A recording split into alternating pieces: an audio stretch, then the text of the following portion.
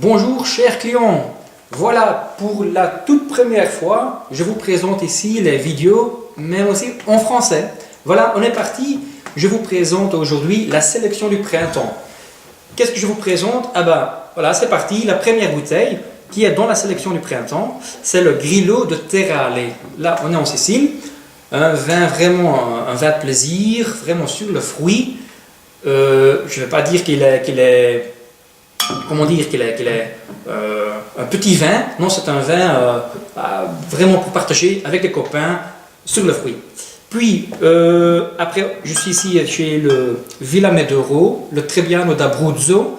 Alors, la différence avec le Grillo de Terale, c'est-à-dire que le Trebbiano d'Abruzzo a un peu plus d'acidité. Donc, le Trebbiano, vous connaissez sans doute le cépage, a peut-être un peu plus de tension, plus de fraîcheur comparé au Grillo qui est vraiment sur le fruit opulent.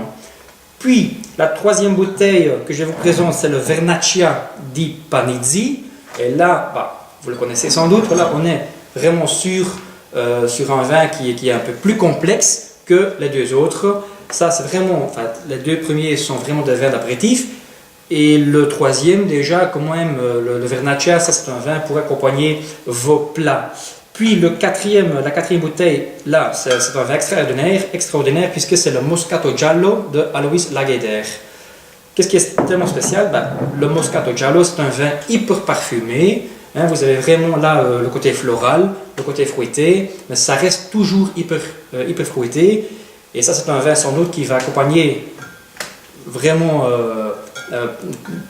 par excellence vos plats d'asperges, c'est la saison, c'est quoi, c'est la saison. Donc le Moscato de Alois Lageder. Puis le suivant c'est le Alpoggio 2010 de Castello di Ama. Là on est en Toscane. Castello di Ama, comme vous connaissez sans doute, c'est un domaine avec une grande réputation. Un chardonnay, mais un chardonnay pas comme vous le connaissez de Bourgogne, donc c'est vraiment un chardonnay sur le fruit, sur la fraîcheur. Et puis finalement, chez les Blancs, je vous présente la Rocca 2009 de Piero Pan. Là, on est en Soave. Et la Rocca, c'est vraiment une cuvée issue de Garganega. C'est le cépage principal du Soave. Et c'est un vin qui, en jeunesse, se boit déjà vraiment de manière fantastique.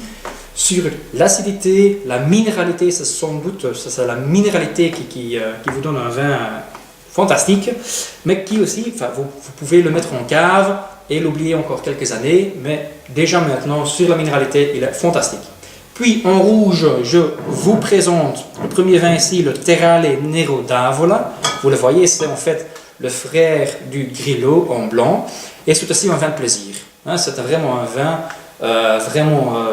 sur le fruit, c'est vraiment un vin de tous les jours, soi-disant. Puis, la deuxième bouteille, je vous présente l'Ivelli. Là, on est dans les Pouilles. Orion Primitivo, donc un vin de 100% issu de Primitivo. C'est aussi un peu dans le même style que le Nero d'Avola, donc vraiment sur le fruit, mais encore plus intense. Vraiment, on a beaucoup de fruits noirs, assez concentrés. Puis la troisième bouteille que je vous présente, c'est Paolo Scavino, producteur hyper connu du Piémont, qui présente des Barolo fantastiques. Et là, je vous présente, c'est le Vino Rosso. Donc c'est la cuvée de base, faite par Paolo Scavino, mais vraiment c'est un assemblage de 4 cépages, dont le Nebbiolo est le cépage principal. Et on a déjà la complexité et la profondeur d'un grand vin du Piémont. Donc ça c'est un vin assez complexe, mais vraiment à un prix raisonnable. Puis, la quatrième bouteille que je vous présente, c'est Ciacce Piccolomini d'Aragona. On est en Toscane. Et c'est le Rosso di Montalcino 2009. Donc, vous connaissez sans doute le Brunello di Montalcino, le grand vin.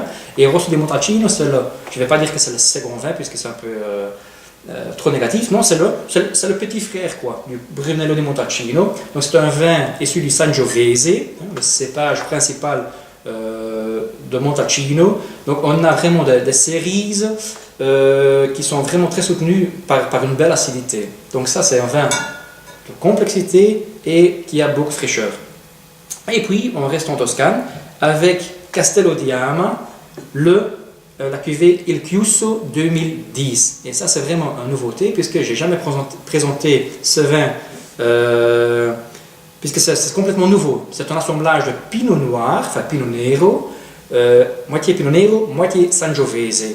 Et là, c'est le Pinot Noir, le Pinot Nero, qui va donner ce côté floral, qui donne vraiment une fraîcheur extraordinaire à ce vin.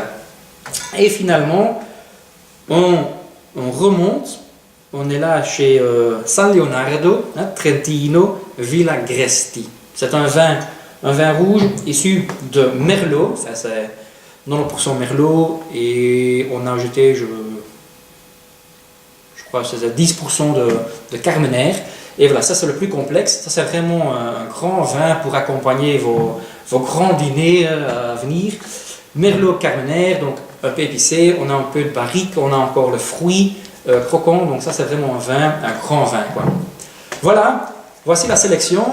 Alors il me reste de vous dire que, ou bien, si vous êtes intéressé, il y a la sélection dans sa totalité, ça veut dire une bouteille de chaque, ou bien vous dites, voilà, moi je vais pour la sélection blanc, ça veut dire 2 bouteilles de chaque, ou bien vous allez pour la sélection rouge, ça veut dire 2 bouteilles de toutes les bouteilles, là, les vins rouges. La livraison est gratuite, comme vous savez, donc moi je dirais, voilà, n'hésitez pas et santé.